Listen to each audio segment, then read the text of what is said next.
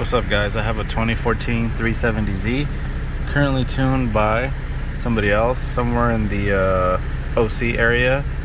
They don't have a lot of customers.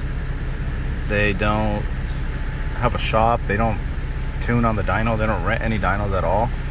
Nothing wrong with that. So I guess they're basically street tunes. This person here contacted me to retune it for better performance originally on the same setup, but today we cannot have a accurate comparison before and after because he decided to switch to E85. So of course, you know, if he stayed on 91, we'd be able to have a before and after from the other tuner to me. And so today he just did the injectors, fuel pump, and 85. Also, he does have a VVEL code. I'm not sure why. Sometimes, I would say honestly, it's about half of the time when I retune other cars, they have that code, and it's when it's tuned by somebody else. So I don't know if it's a glitch or something, so I'm gonna say no, because after I tune it, it never comes back, you know. So obviously the car has VVL, it's a VHR, and it has a sensor. So if the computer detects it doesn't work, then you're gonna get a code. So that's normal. It's wear and tear. Wear and tear is obviously normal. You know, you can go get your car tuned somewhere, maybe you'll have a check engine light, you know, a couple days after. Maybe it's a coincidence, maybe it's not. You don't know because your car is not new. Especially if you have a D or HR. This is even though it's a 14, it's still, you know, considered newer. But what I'm trying to say is, so the VVL, obviously it's wear and tear. So yes, it could even throw a code even if I tune it, but not right away.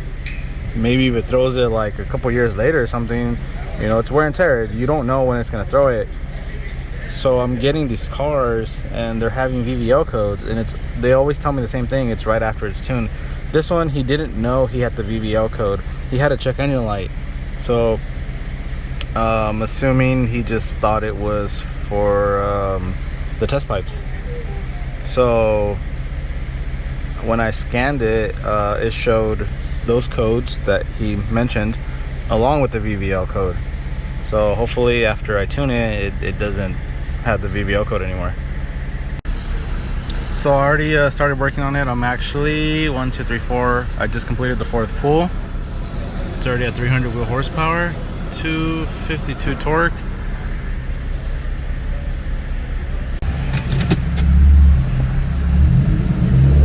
Let's go ahead and do a pull.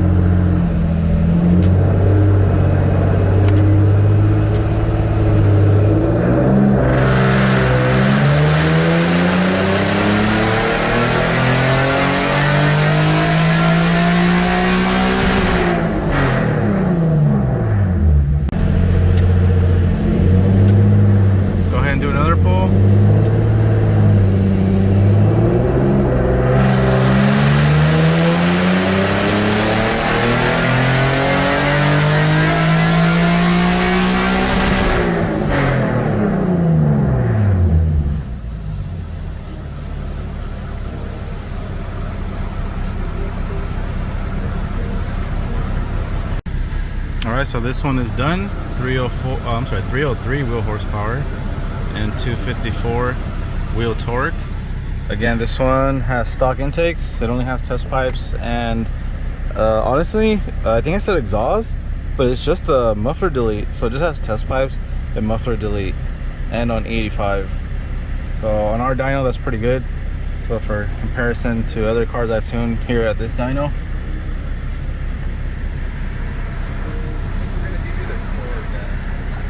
I did not have any VVEL codes while I was tuning it, so I'm pretty sure that's already fixed. Hey, this is like almost the same color.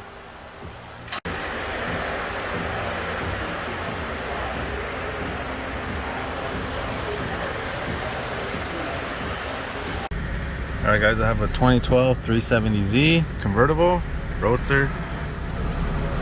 Baseline 284 wheel horsepower, 250 torque. can see some dips right there on the red line. And the first adjustments with the tune now is 289, 254 torque. Has Stillen Gen 3 intakes, Motordyne arc pipes, and it has a real HKS exhaust. And it's on 91.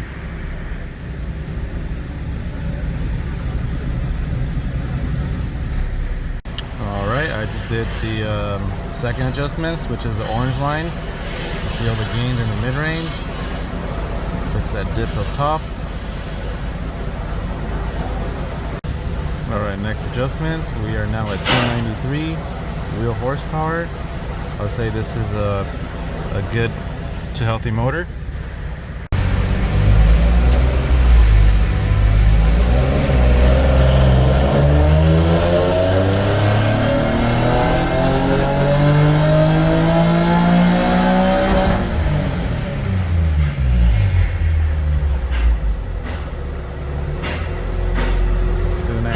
Wheel horsepower,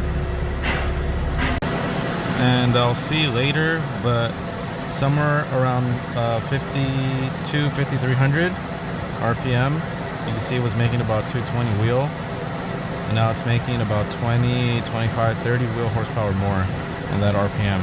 We'll see how much it's making in that particular spot once the tune is done.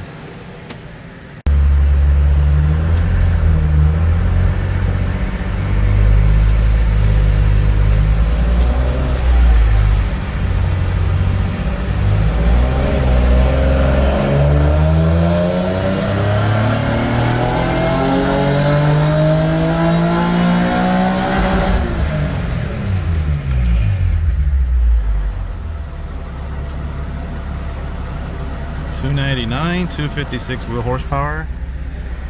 He wanted at least 300 wheel, which, you know, it's all based off of your baseline.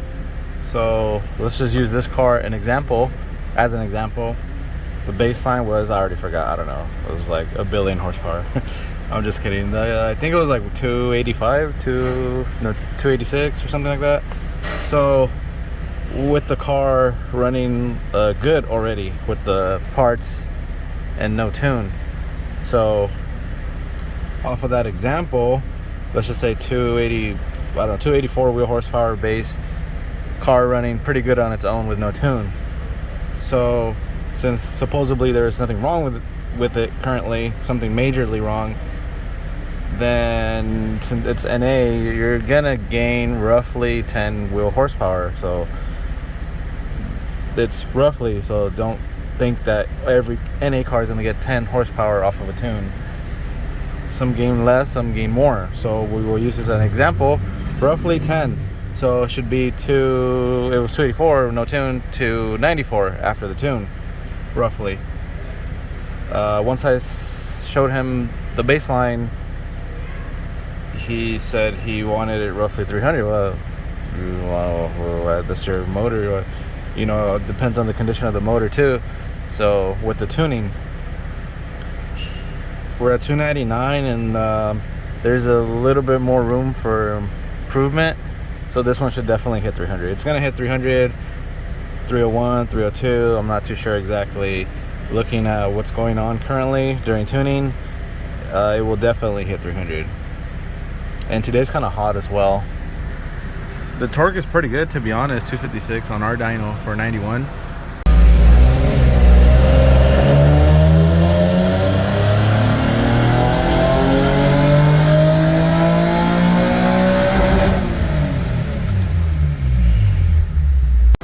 Alright, final number 301 and a half. 301.60. Maximum torque before was 250, now it's 257.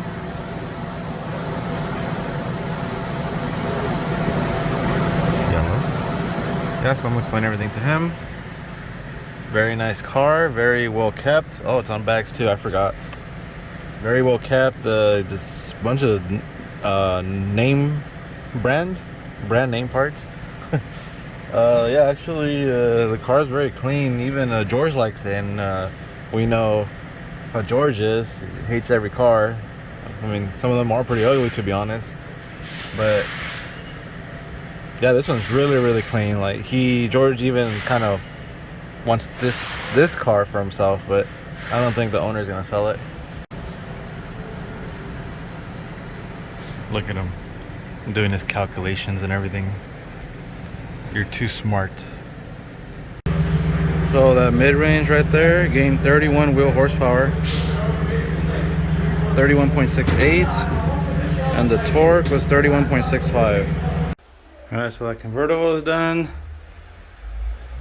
Gotta tune that black Z, so I gotta put this away. The one's a 350Z. And I gotta go to up rev.